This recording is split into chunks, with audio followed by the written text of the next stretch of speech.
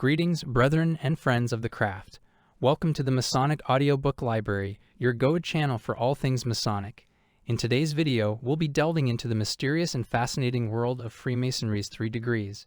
As you all know, the 3 degrees of Freemasonry are a cornerstone of the craft and hold many secrets and mysteries within.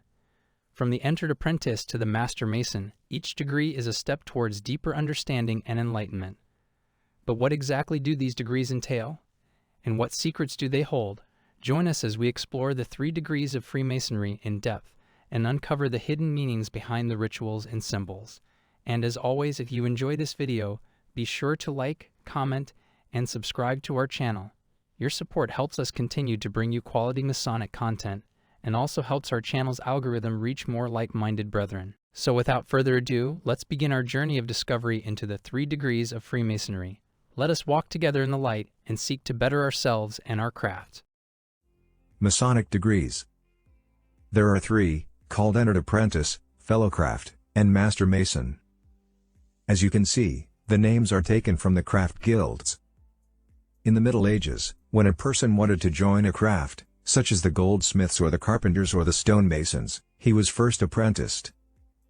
As an apprentice, he learned the tools and skills of the trade. When he had proved his skills, he became a fellow of the craft, today we would say journeyman, and when he had exceptional ability, he was known as a master of the craft. The degrees are plays in which the candidate participates. Each degree uses symbols to teach, just as plays did in the Middle Ages and as many theatrical productions do today. We'll talk about symbols a little later. The Masonic degrees teach the great lessons of life, the importance of honor and integrity, of being a person on whom others can rely, of being both trusting and trustworthy, of realizing that you have a spiritual nature as well as a physical or animal nature, of the importance of self-control, of knowing how to love and be loved, of knowing how to keep confidential what others tell you so that they can open up without fear. Let's examine first each degree that is part of the Blue Lodge, also known as symbolic degrees. The Entered Apprentice degree. The Entered Apprentice degree, first of the 3 degrees of Blue Lodge Masonry, is a preliminary degree, intended to prepare the candidate for the higher and fuller instructions of the succeeding degrees. The candidate is a voluntary applicant for membership in the lodge. He comes without an invitation from the lodge or from any member of the order, even though he may have been told by a Masonic friend that he is the type of man the order needs. Of his own free will and accord, the candidate knocks at the outer door of the lodge and seeks admission that he may begin his search for light, for the light of divine truth. At the threshold of the lodge he is required to confess his trust in God, thus repudiating any tendencies to infidelity, polytheism or pantheism, and acknowledging his faith in the one true and living God.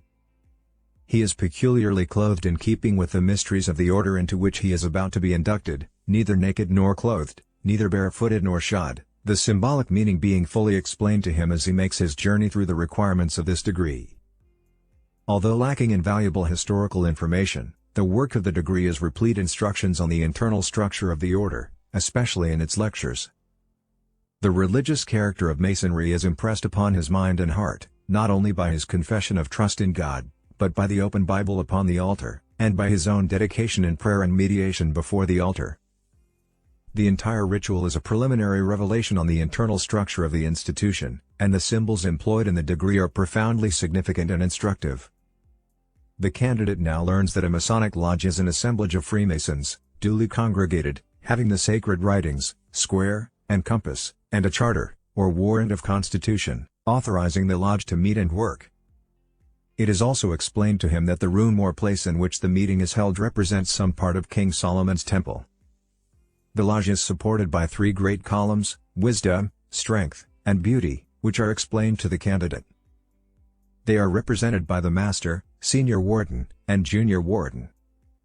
In properly comprehending what is done unto him, the course of his movements around the lodge room, the significance of the symbols employed, and the lectures given, including every phase of the ritual, the Entered Apprentice Mason realizes that he has begun a noble pursuit for truth. The aspiration of his soul toward absolute and infinite intelligence is encouraged and strengthened.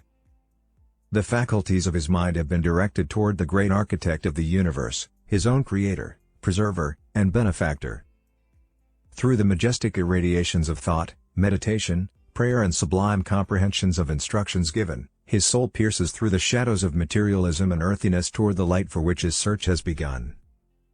He is prepared for his onward and upward course in Freemasonry, and when he has proved his proficiency in the work of the Entered Apprentice degree, he will be ready for the next degree of Blue Lodge Masonry. The Entered Apprentice is taught in the first degree that Masonry is based on three great principles: brotherly love, relief and truth, and of the three grand virtues, faith, hope and charity, that of charity is the greatest. He is also told to practice that virtue cheerfully but without detriment to ourselves or our families. The three great principles are thus explained. Brotherly love, to practice of charity towards our brethren in adversity, to treat them as equals, to render every kind office that justice or mercy may require. Relief, to assist them when they are in need, and if worthy of our aid to render such to them if within our power so to do, by visiting them and their families in their times of want. But, most of all doing for them and theirs in all things as we would they should do for us, in similar circumstances. Truth, to seek after knowledge and wisdom necessary for building, within our own hearts, that temple called self, which will be a glorification of He who created us, that we may give Him that reverence which is His due, thereby making us worthy of His aid in all our undertakings and sufferings. The Entered Apprentice Mason is then entrusted with certain secrets of the order, all of them moral, ethical and wholesome, and is pledged to keep counsel of all things spoken in the lodge or chamber by any Masons, Fellows or Freemasons. He is invested with certain secret words, which, of course, he must keep inviolate and communicate them only in accordance with Masonic law. The Fellowcraft degree.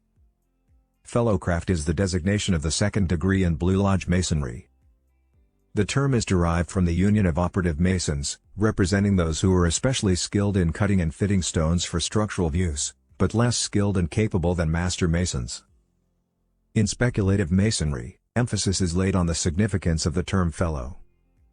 In its basic meaning, the word signifies bound in mutual trust.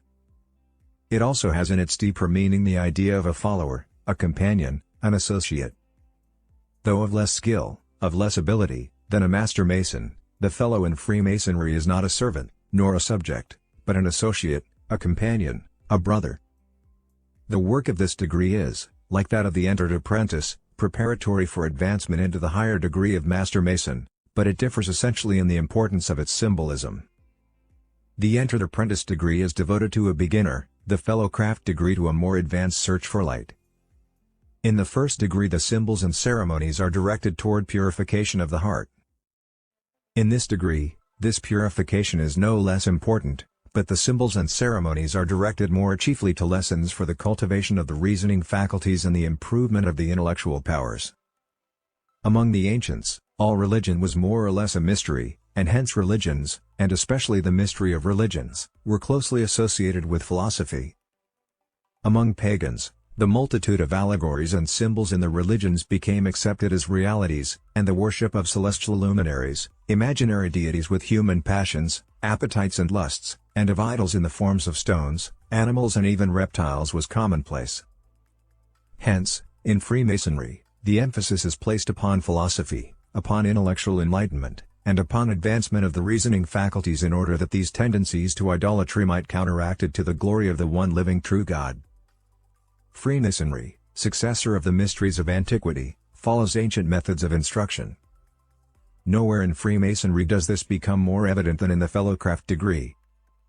Instruction is given by symbols, and there is marked out for the Fellowcraft a path of study, of meditation, of investigation, of intellectual progress, all of which means progress toward the search for truth. The fundamentals of Freemasonry, which claim for man the threefold heritage of liberty, equality and fraternity, are symbolized and expounded in the Fellowcraft degree. The vows and obligations of the Fellowcraft degree are, of course, more advanced and extensive than those of the Entered Apprentice degree.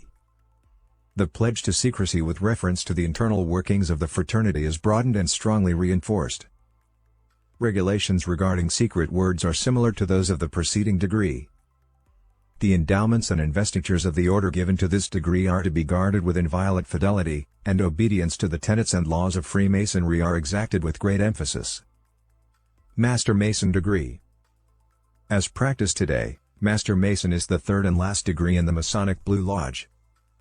This degree was originally called the summit of ancient craft masonry.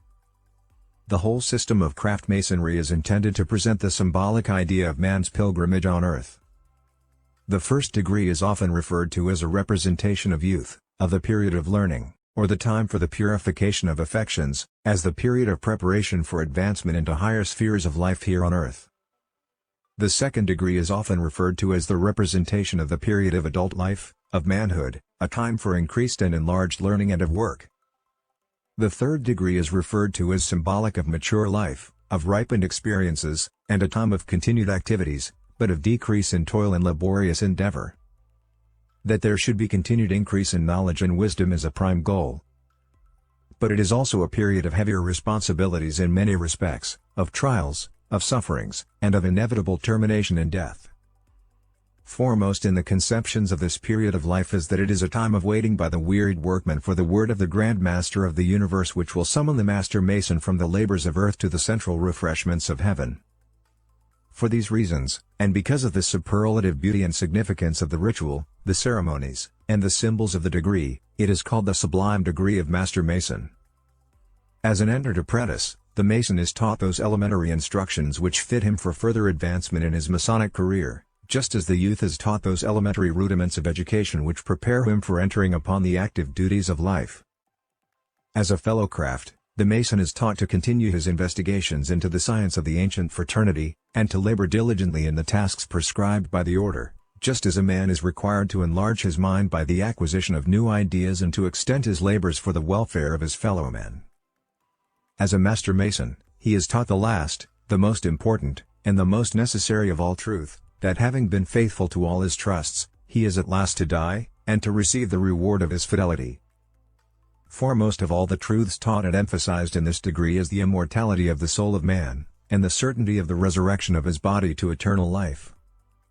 The whole scope of the ritual, and the ultimate of the symbols of the Master Mason degree place supreme emphasis upon the truth that when a man's life has spent itself on earth, has passed away as the fleeting shadows, his soul returns to God who gave it, and his body which returns to dust will be raised, incorruptible and glorified and qualified for entrance into the grand lodge of the celestial city of God. By the instructions of the notable legend and of the entire ritual, it is implied that we have been redeemed from the death of sin and the sepulchre of pollution. The master grip of the Lion of the tribe of Judah brings ultimate triumph to every true, tested, tried and faithful Master Mason. Subscribe to Masonic Audiobook Library, like this video so I know you like it.